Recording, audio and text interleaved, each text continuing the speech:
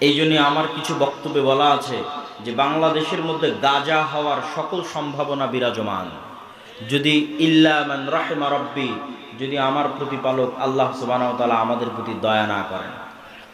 শত্রুতার দিক থেকে মুমিন এবং মুসলমানদের উপর সারা পৃথিবীর সকল জাতি গোত্র ধর্ম বর্ণকে ছাড়িয়ে যাবে দুইটা গোত্র, একটা হচ্ছে আজকের যুগের জায়নিস্টরা, আর একটা হচ্ছে আজকের যুগের ব্রাহ্মণ্যবাদীরা। জায়নিস্টরা এবং ব্রাহ্মণ্যবাদীরা মুসলমানদের সাথে যা শত্রুতা করবে, পৃথিবীর আর কেউ সেই শত্রুতা করবে না, এটা আমি বলিনি, আল্লাহ বলছেন।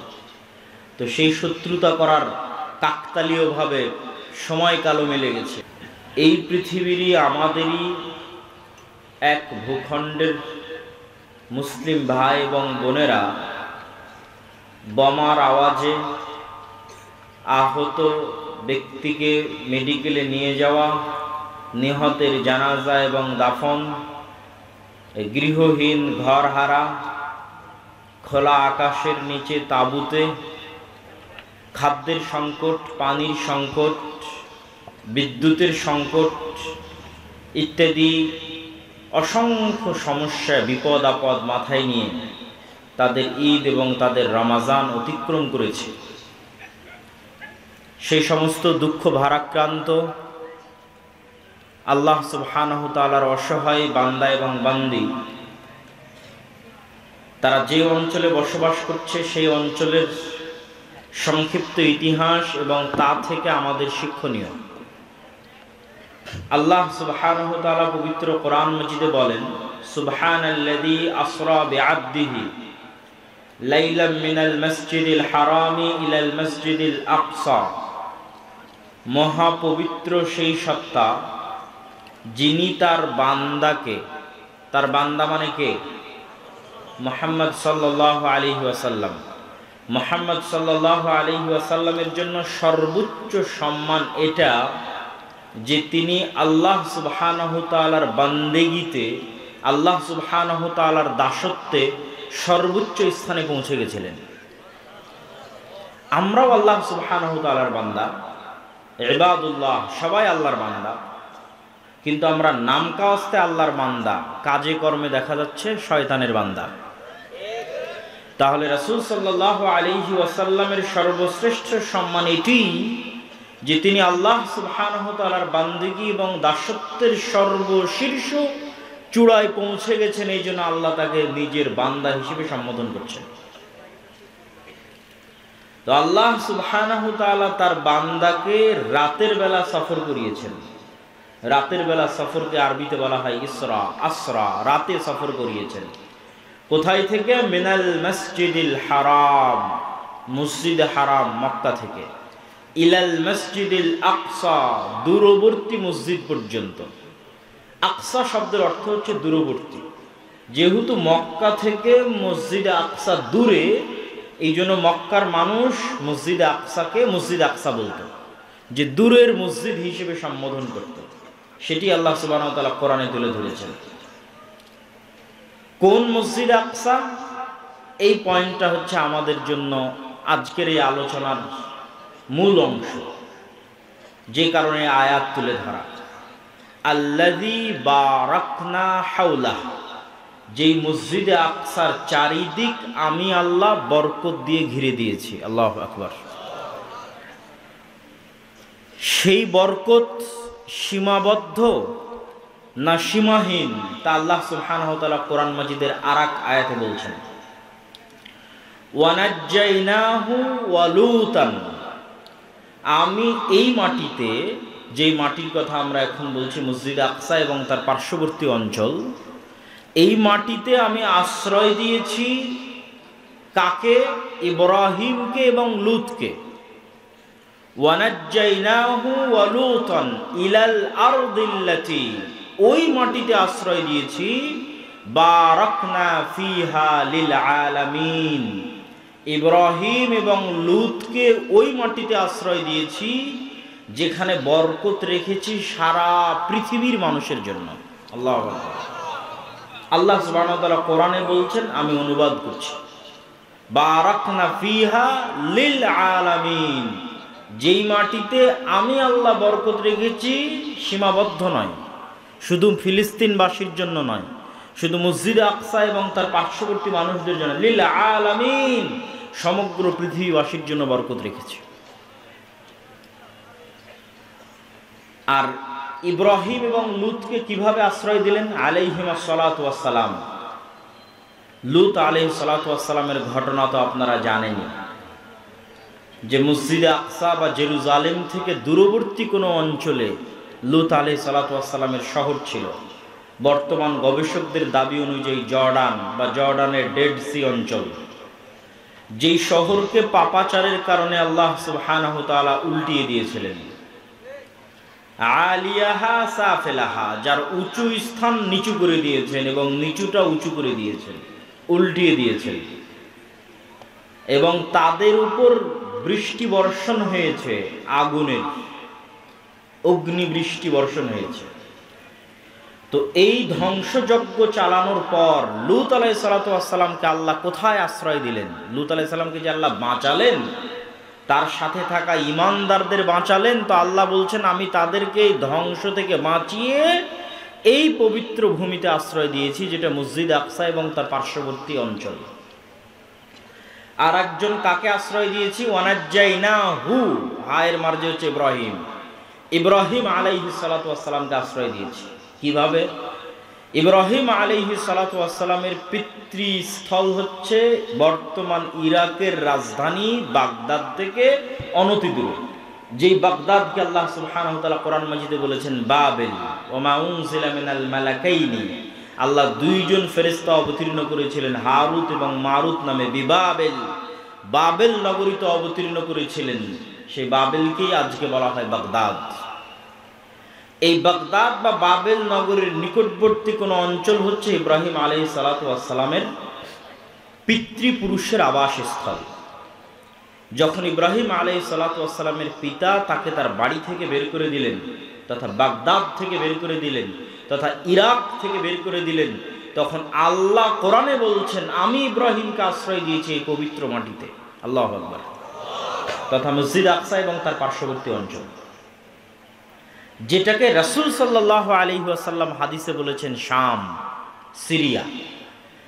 আজকের শাম রাসূল সাল্লাল্লাহু আলাইহি ওয়াসাল্লামের শাম নয়।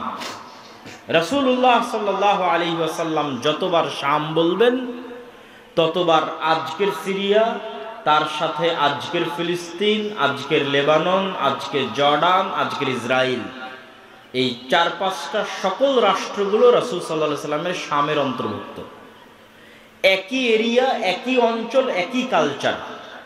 ব্রিটিশরা ছোট্ট ছোট্ট টুকরা করে ভেঙে ভেঙে ভেঙে ভেঙে তার মধ্যে থেকে 1948 সালে মধ্যপ্রাচ্যের বিস্ফোরা ইসরায়েলকে তৈরি করেছে। যেমনভাবে 1947 সালে এই বিশাল মুসলমানদের ভারত উপমহাদেশকে ভেঙে টুকরো করে হিন্দুত্ববাদী ভারত তৈরি করেছে, ঠিক মুসলমানদের বিশাল আরব স্বাধীন অঞ্চলকে ভেঙে টুকরো টুকরো করে ইসরায়েলকে তৈরি করেছে। 1 বছরের ব্যবধান, 1947 এবং 1948। আর আল্লাহ সুবহানাহু ওয়া তাআলা আবার পবিত্র কোরআনে বলছেন, যা কাকতালীয়ভাবে মিলে গেছে। আল্লাহ সুবহানাহু ওয়া তাআলা আবার পবিত্র কোরআনে বলছেন যে মুমিনদের উপর যারা আসাদ্দুন নাস আদাওয়া, সম্মানিত উপস্থিতি। তাহলে কি বলছিলাম? আলোচনা করছিলাম এই মাটির পবিত্রতা, এই মাটির মহত্ব সম্পর্কে। এই মাটিকে যে পবিত্র মাটি হিসেবে ঘোষণা করা হয়েছে সেটিও আল্লাহ সুবহানাহু ওয়া তাআলা পবিত্র কোরআনে ঘোষণা করেছেন। আল্লাহ সুবহানাহু ওয়া তাআলা যখন বনু ইসরাইলকে আদেশ দিচ্ছেন যে তোমরা বিজয়ের জন্য, যুদ্ধের জন্য এগিয়ে যাও, প্রবেশ করো এই শহরে, তখন আল্লাহ সুবহানাহু ওয়া তাআলা পবিত্র কোরআনে এই শহরকে সম্বোধন করেছেন উদখুলুল আরদাল মুকাদ্দাসা, তোমরা এই পবিত্র নগরীতে প্রবেশ করো, যেখান থেকে আমরা বলি বাইতুল মুকাদ্দাস। আল্লাহ কোরআন মাজিদে বলেছেন আল আরদুল মুকাদ্দাসা, পবিত্র ভূমি। আল্লাহ কোরআনে বলছেন আমি মসজিদ আকসা এবং তার চারপাশে বরকত রেখেছি। মহান আল্লাহ সুবহানাহু ওয়া তাআলা কোরআন মাজিদে বলছেন এই মাটিতে সমগ্র পৃথিবীর জন্য বরকত রেখেছি। মহান আল্লাহ সুবহানাহু ওয়া তাআলা কোরআন মাজিদে বলছেন এই মাটিতে আমি আশ্রয় দিয়েছি ইব্রাহিমকে, এই মাটিতে আমি আশ্রয় দিয়েছি লূতকে আলাইহিমাস সালাতু ওয়াস সালাম। সম্মানিত উপস্থিতি, তাহলে ইব্রাহিম আলাইহিস সালাতু ওয়াস সালামের দারুল হিজরা, দারুল হিজরা মানে যেখানে হিজরত করেছি। মুহাম্মদ সাল্লাল্লাহু আলাইহি ওয়াসাল্লাম মক্কা থেকে মদিনায় হিজরত করেছেন, এই জন্য মদিনা শেষ নবী মুহাম্মদ সাল্লাল্লাহু আলাইহি ওয়াসাল্লামের দারুল হিজরা। এই জন্য মদিনার প্রতি মুহাম্মদ সাল্লাল্লাহু আলাইহি ওয়াসাল্লামের ভালোবাসা ছিল সীমাহীন। এই জন্য ইসলাম কিয়ামত পর্যন্ত টিকে থাকবে, কোথাও যদি না থাকে মদিনায় থাকবে। ঠিক মুহাম্মদ সাল্লাল্লাহু আলাইহি ওয়াসাল্লাম তার পিতা ইব্রাহিমের দারুল হিজরা, ইব্রাহিম আলাইহিস সালাতু ওয়াস সালামের দারুল হিজরা শাম সম্পর্কে, হক যেমন মদিনায় থাকবে, হক তেমন শামে থাকবে, তার ভবিষ্যৎবাণী করতে গিয়ে রাসূলুল্লাহ সাল্লাল্লাহু আলাইহি সাল্লাম বলেন, আল্লাহুম্মা বারিক লানা ফি শামিনা, হে আল্লাহ আপনি আমার পিতা ইব্রাহিমের দারুল হিজরা সিরিয়াতে বরকত দান করুন। আর এক হাদিসে রাসূলুল্লাহ সাল্লাল্লাহু আলাইহি সাল্লাম বলেন, লা তাযালু তায়ফাতুম মিন উম্মতি যাহিরিনা আলাল হক লা ইয়াদুররুহুম মান খাযালাহুম আও লা ইয়াদুররুহুম মান খালাফাহুম আও কামা ক্বালা আলাইহিস সালাতু ওয়াস সালাম। কিয়ামত পর্যন্ত আমার উম্মতের একটি দল, একটি জামাত হকের উপর লড়াইরত থাকবে। কিয়ামত পর্যন্ত হকের উপর লড়াইরত থাকবে, পৃথিবীর কোনো শক্তি তাদের ক্ষতি করতে চাইলেও ক্ষতি করতে পারবে না। এই হাদিসের বিভিন্ন রিওয়ায়াতে রাসূলুল্লাহ সাল্লাল্লাহু আলাইহি সাল্লাম বলেছেন, তোমরা যদি তাদেরকে খুঁজতে চাও তাহলে শাম সিরিয়ার মাটিতে খোঁজো। তাহলে কি বোঝা গেল? আল্লাহর নবীর দারুল হিজরা মদিনায় যেমন হক থাকবে, কিয়ামত পর্যন্ত ঈমান এবং ইসলাম থাকবে, ঠিক রাসূল সাল্লাল্লাহু আলাইহি ওয়াসাল্লামের পিতা ইব্রাহিমের দারুল হিজরা শামে কিয়ামত পর্যন্ত হক থাকবে। সম্মানিত উপস্থিতি, এই মসজিদে আকসার ইতিহাস কি? আল্লাহ সুবহানাহু ওয়া তাআলা কোরআন মাজিদে বলেন, ইন্না আউওয়ালা বাইতিন উদিআ লিন-নাস বিবাক্কাহ, সারা পৃথিবীর মানুষের জন্য ইবাদত হিসেবে প্রথম যে মসজিদ তৈরি করা হয়েছে সেটা মক্কায়। কোরআনের আয়াত। তো সাহাবীরা রাসূল সাল্লাল্লাহু আলাইহি ওয়াসাল্লামকে জিজ্ঞেস করছে, আল্লাহর নবী প্রথম মসজিদ যদি মক্কার হারাম হয় সুম্মা আইয়ু, তাহলে মক্কার হারামের পর দ্বিতীয় পুরাতন মসজিদ কোনটা? সহিহ বুখারীর হাদিসে রাসূলুল্লাহ সাল্লাল্লাহু আলাইহি ওয়াসাল্লাম উত্তরে বলছেন, দ্বিতীয় পবিত্র মসজিদ, পুরাতন মসজিদ হচ্ছে মসজিদ আকসা। সাহাবী জিজ্ঞেস করলেন, কাম বাইনাহুমা, আল্লাহর নবী মক্কার মসজিদে হারাম আর জেরুজালেমের মসজিদে আকসা এই দুটার মধ্যে দূরত্ব কত দিনের? আল্লাহর নবী বললেন, 40 আম, 40 বছরের ব্যবধান। এই জন্য পৃথিবীর 3টে পবিত্রতম স্থান, যেই স্থানে যাওয়ার উদ্দেশ্যে, ইবাদতের উদ্দেশ্যে সফর করলে নেকি হবে। পৃথিবীর এমন 3টা পবিত্রতম স্থান, যেই স্থানে ইবাদত করার উদ্দেশ্যে সফর করলে নেকি হবে। এই 3টে পবিত্রতম স্থানের একটা হচ্ছে মক্কার মসজিদে হারাম, একটা মদিনার মসজিদে নববী, আর একটা জেরুজালেমের মসজিদে আকসা। কিন্তু দুর্ভাগ্য আমাদের, হতভাগা আমাদের জেনারেশন, কেননা আমাদের পূর্বপুরুষরা এই সৌভাগ্যে মণ্ডিত ছিলেন যে তারা হজ সফরে গেলে একসাথে 3টা পবিত্র মসজিদেই সালাত আদায়ের সুযোগ পেতেন। আর দুর্ভাগ্য আমাদের যে আমরা 2টা মসজিদে সালাত আদায়ের সুযোগ পাই, আর একটা মসজিদ থেকে আল্লাহ আমাদের বঞ্চিত করে রেখেছেন আমাদের কর্মফলের কারণে। সম্মানিত উপস্থিতি, এই মসজিদ কেন্দ্রিক আর 2টা সংক্ষিপ্ত ইতিহাস বলে এই পরিস্থিতির কারণ কি এবং আমাদের শিক্ষা কি সেই দিকে এগিয়ে যাব। আর 2টা সংক্ষিপ্ত ইতিহাস কি?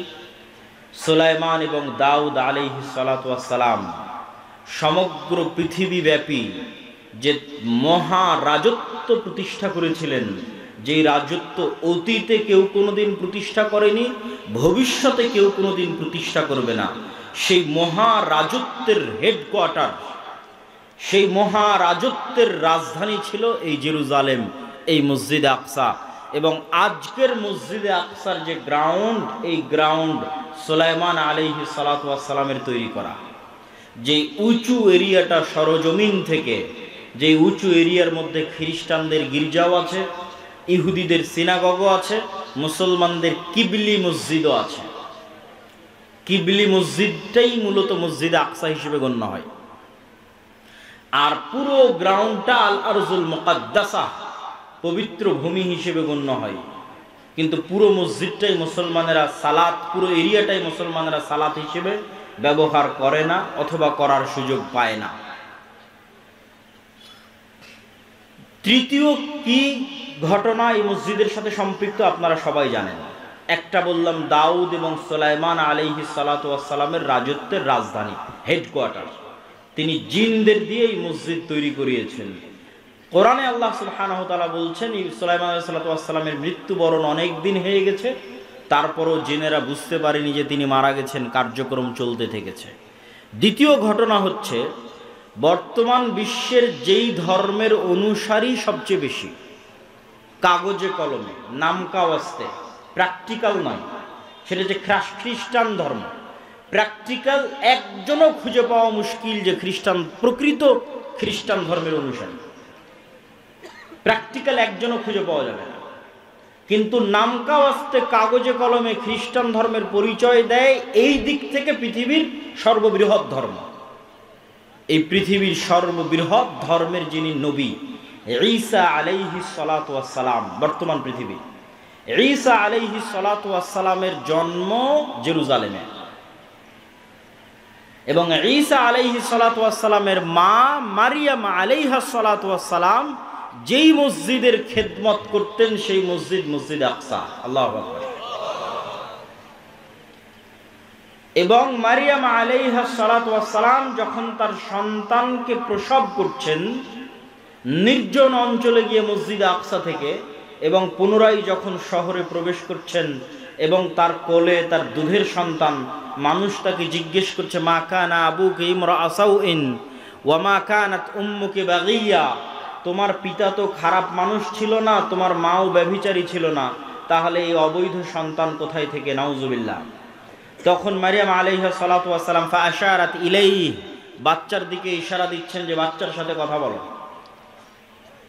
তখন তারা উত্তরে বলতেছে যে ওই ব্যক্তির সাথে কিভাবে কথা বলবো, মান কানা ফিল মাহদি সাবিয়া, যে এখন মায়ের কোলে দুধ পান করে, তার সাথে কথা বলার ঠাট্টা করা একই কথা।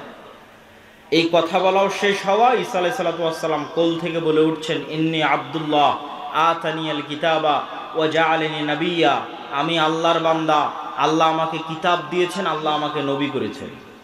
তো বললাম খ্রিস্টানেরা একজনও প্র্যাকটিক্যাল খ্রিস্টান নয় কেন? যার নবী মুখ খুলেই বলছে আমি আল্লাহর বান্দা, তাকে তারা বানিয়ে দিয়েছে আল্লাহর সন্তান। নাউজুবিল্লাহ। ঈসা আলাইহিস সালাম মুখ খুলেই বলছেন ইন্নী আব্দুল্লাহ, আমি আল্লাহর বান্দা, তাকে বানিয়ে দেওয়া হয়েছে আল্লাহর সন্তান। তাহলে কিভাবে প্র্যাকটিক্যাল খ্রিস্টান হতে পারে? ঈসা আলাইহিস সালাতু ওয়াস সালাম বলতে বলছেন ওয়া আওসানি বিসসালাতি ওয়াজ যাকাতি মা দুমতু হাইয়া, আমার আল্লাহ আমাকে আদেশ দিয়েছেন আমি যতদিন বেঁচে থাকব, মা দুমতু হাইয়া, যতদিন বেঁচে থাকব ততদিন যেন সালাত আর যাকাত আদায় করি। আল্লাহু আকবার। আমাদের নবীর কথা বলছি না, ঈসা আলাইহিস সালাতু ওয়াস সালামকেও আল্লাহ শুরুতেই মুখ দিয়ে যে কথা পবিত্র কোরআনে আল্লাহ উল্লেখ করছেন তিনি উচ্চারণ করেছেন, মায়ের কোলে ছোট বাচ্চা, তখনও দুইটা জিনিস ছুটে যায়নি, একটা সালাত আর একটা যাকাত। সম্মানিত উপস্থিতি, এখানে একটু ছোট্ট বিরতি দিয়ে একটু সাইড লাইনের দু একটা কথা বলে আবার ফিরে আসতেছি। এখানে আর একটা ছোট্ট জিনিস আমাদের শিখার আছে, সেটা কি জানেন? সেটা হচ্ছে আজকের ইউরোপ এবং আজকের আমেরিকা, এখনো, অতীতে তো আরো বেশি ছিল এই রেসিজম, বর্ণবাদ, কালার, গায়ের রঙের উপর যে বর্ণবাদ প্রতিষ্ঠিত হয়েছে, যে রেসিজম প্রতিষ্ঠিত হয়েছে, এটা এখনো প্রকাশ্যে মাঝে মধ্যেও দেখা যায়, অন্তরে প্রায় সবাই লালন করে। যখন উঠা বসা করবেন, সাক্ষাৎ করবেন, কথা বলবেন, তখন সেটা বুঝতে পারবেন। আর অতীতে তো আরো বেশি ছিল, কালো, নিগ্রো, আফ্রিকানদের তারা গোলাম হিসেবে ব্যবহার করেছে, যুগের পর যুগ, কালের পর কাল, শুধু গায়ের চামড়া কালো হওয়ার কারণে। তো এখান থেকে শিক্ষণীয় কি? ঈসা আলাইহিস সালাতু ওয়াস সালামের জন্ম ইউরোপে হচ্ছে না আমেরিকায় হচ্ছে? ঈসা আলাইহিস সালাতু ওয়াস সালামের জন্ম ইউরোপের কোন রাষ্ট্রে হচ্ছে আর আমেরিকার কোন রাজ্যে হচ্ছে?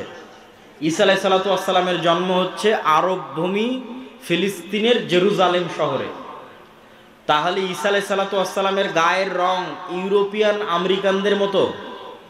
কথা বলেন, ইউরোপিয়ান আমেরিকানদের মতো না। ঈসা আলাইহিস সালাতু ওয়াস সালামের গায়ের রং মুহাম্মদ সাল্লাল্লাহু আলাইহি ওয়াসাল্লামের মতো, ইব্রাহিম আলাইহিস সালাতু ওয়াস সালামের মতো মেটে সাদা, শ্যামা সাদা, ধবধবে হলদে যে সাদা ইউরোপিয়ান এবং আমেরিকানদের গায়ের রং, যেটা নিয়ে তারা গর্ব করে, সেটা তাদের নবীরই গায়ের রং নয়। তারা যাকে নবী হিসেবে বিশ্বাস করে সেই নবীর গায়ের রং সেটা নয়। তাদের নবী একজন এশিয়ান, তাদের নবী একজন অ্যারাবিয়ান, তাদের নবী একজন সেমেটিক। সম্মানিত উপস্থিতি, ইব্রাহিম আলাইহিস সালাতু ওয়াস সালামের সন্তান ঈসা আলাইহিস সালাতু ওয়াস সালাম। এবার আমরা আসি, এই যে মহাপবিত্র ভূমি, এই মহাপবিত্র ভূমি আমাদের হাতছাড়া হয়েছে কেন, কিভাবে হাতছাড়া হলো? একটা ছোট্ট ঘটনা বলে সেই কারণের বিশ্লেষণে চলে যাব। ওমর ইবনুল খাত্তাব রাদিয়াল্লাহু তাআলা আনহু যখন জেরুজালেম বিজয় করেন, তখন আবু উবাইদা ইবনুল জাররাহ চিঠি লিখেছেন আমিরুল মুমিনিন খলিফাতুল মুসলিমিনের কাছে।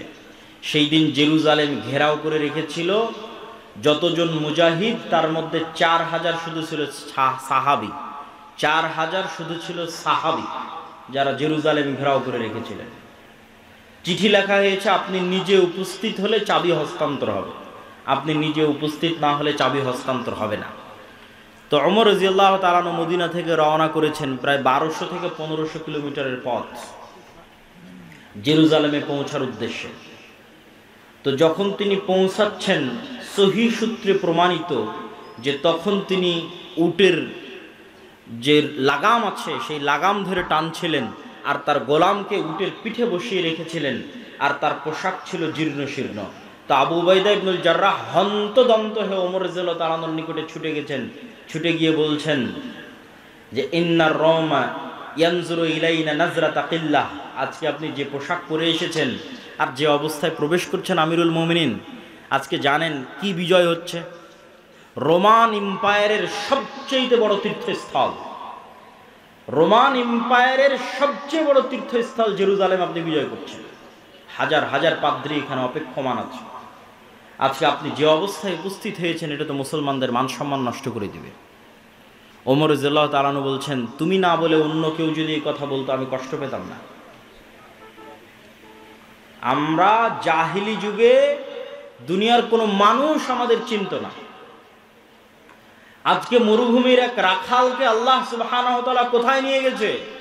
একজন অপরিচিত, অজানা, অচেনা মরুভূমির একজন ব্যক্তিকে আল্লাহ সুবহানাহু ওয়া তাআলা আজকে এমন জায়গায় নিয়ে গেছে যে তার হাতে রোমান এম্পায়ারের সবচেয়ে বড় তীর্থস্থল জেরুজালেম বিজয় হচ্ছে। এই সম্মান, পোশাক আশাক, কাপড় চোপড়, ধন দৌলত ইত্যাদি দিয়ে আসেনি। আ'আজ্জানাল্লাহু বিল ইসলাম, কোন রিওয়ায়াতে আছে বিকিতাবিল্লাহ, আল্লাহ আমাদেরকে সম্মান দিয়েছে কোরআনের অনুসরণের কারণে, ইসলামের অনুসরণের কারণে। বলেন আল্লাহু আকবার। তাহলে মুসলমানেরা জেরুজালেম শক্তি দিয়ে, ক্ষমতা দিয়ে, বুদ্ধি দিয়ে, কৌশল দিয়ে জেরুজালেম বিজয় করেনি। আল্লাহ ভরসা, আল্লাহ ভীরুতা দিয়ে জেরুজালেম বিজয় করেছে। আজকে মুসলমানদের কাছে শক্তির অভাব নাই। আজকে 57টা মুসলিম দেশের যা শক্তি, এই সকল শক্তি একত্রিত করলে আমার মনে হয় না উমাইয়া শাসন আমলে, আমার মনে হয় না আব্বাসীয় শাসন আমলে, আমার মনে হয় না খোলাফায়ে রাশিদিনের শাসন আমলে এর 60% শক্তি মুসলমানদের ছিল। আজকে মুসলমানদের দুনিয়াবি যা শক্তি, তার 60% শক্তি আমার মনে হয় না উমাইয়া, আব্বাসীয়, খোলাফায়ে রাশিদিনের শাসন আমলে ছিল, অথবা সুলতান সালাহুদ্দিন আইয়ুবীর হাতে ছিল। কিন্তু তাদের কাছে ছিল আল্লাহ ভরসা, আল্লাহ ভীতি, আল্লাহ ভীরুতা। আমাদের কাছে দুনিয়াবি সকল পথপন্থা আছে, কিন্তু ওই দুইটা জিনিস আমরা হারিয়ে ফেলেছি, আল্লাহ ভরসা এবং আল্লাহ ভীরুতা, তাকওয়া, পরহেজগারিতা এবং তাওয়াক্কুল আলাল্লাহ। সম্মানিত উপস্থিতি, মুসলমানদের আজকের এই অবস্থাকে আমি আমার বহু বক্তব্যে তুলনা করেছি যে আজকের মুসলমানেরা এই যুগের বানু ইসরাইল, এবং তুলনার মানদণ্ডটা কি সেটা দিয়ে এই বক্তব্যের শিক্ষার দিকে এগিয়ে যাচ্ছি। কিভাবে আমরা এই দাসত্ব এবং এই গোলামি থেকে মুক্তি পাবো সেটার দিকে এগিয়ে যাচ্ছি। তুলনার মানদণ্ড কোথায়? আল্লাহ সুবহানাহু ওয়া তাআলা কোরআন মাজিদে বলছেন, ওয়াইজ নাজ্জাইনাকুম মিন আলি ফিরআউন ইয়াসুমুনাকুম সুআল আযাব ইউযাববিহুনা আবনাআকুম ওয়া ইস্তাহিয়ুনা নিসাআকুম। স্মরণ করো সেই দিনের কথা যেই দিন আমি আল্লাহ তোমাদেরকে ফেরাউনের কবল থেকে বাঁচিয়ে দিয়েছিলাম। কোন ফেরাউনের কবল থেকে বাঁচিয়ে দিয়েছিলাম? যে তোমাদের ছেলে সন্তানদের জবাই করত আর তোমাদের মেয়ে সন্তানদের জীবিত রাখত। তাহলে ওই যুগের বানু ইসরাইলদের উপর ফেরাউনের জুলুমের মাপকাঠি হচ্ছে ফেরাউন ওই যুগের বানু ইসরাইলদের ছেলে সন্তানদের জবাই করত, মেয়ে সন্তানদের বাঁচিয়ে রাখত। ঠিক কাছাকাছি ওই রকমই জুলুম আজকের যুগের ফেরাউনেরা আজকের যুগের মুসলমানদের উপর গাজাই করতেছে। কাছাকাছি ওই রকমের জুলুম, বরং তার চেয়ে ভয়ঙ্কর হতে পারে, তার চেয়ে ভয়াবহ হতে পারে। এখানে নারী পুরুষ শিশু পার্থক্য ছাড়াই গত 1.5 বছরে 50,000-এর বেশি নারী পুরুষ শিশুকে গাজার মাটিতে হত্যা করা হয়েছে। নাউজুবিল্লাহ মিন যালিক। আর সমগ্র পৃথিবীর চোখের সামনে, সমগ্র মুসলিম বিশ্বের চোখের সামনে, সম্মানিত উপস্থিতি। তাহলে আমি বলছি আজকের যুগের মুসলমানেরা আজকের যুগের বানু ইসরাইল, ওই যুগের বানু ইসরাইলের উপর যেভাবে ফেরাউনের জুলম এবং অত্যাচার চলত, এবং এটা